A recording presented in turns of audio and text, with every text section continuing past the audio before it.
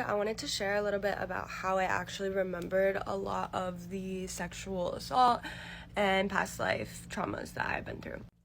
My name is Magical Mads, and I am a traumatic and somatic embodiment coach. So I help you to rewrite your trauma and help you to live in your authenticity. So if you want to book with me, you can do so on my website or just follow along for the vibes. One of the main ways that I remembered my past life trauma was, well, first of all, when COVID hit, I was forced to sit with all of my emotions. Like, a lot of emotions were coming up for me because I was just getting stuck in all these old patterns, all these old habits. I was feeling really fed up with my life. I was wanting to create change, felt like no change was possible. And so I was invited to sit with my mind and create the change in my mind, right? And that brought up a lot for me in terms of seeing what was actually going on in the world. But then it wasn't until I took all of that knowledge and I began traveling around the US that I realized just how deeply intertwined learning those things about pedophilia, the elite, sex trafficking, all the things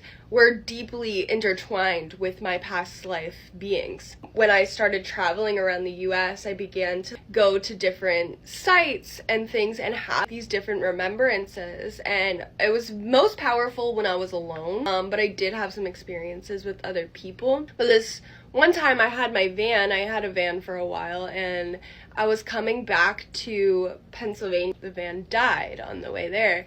Probably because the entire freaking time that I'm in this van, bro, I'm going to these truck stops, remembering all of this shit and all of this trauma that had happened to me in past lives, and I was literally feeling the fears in my body and feeling like the energy of the past life through memories, but also through sensations of not being able to sleep, waking up every 3 seconds, being bombarded by certain noises. And I realized that this is why I am the way that I am in this life, because I had so much past life trauma.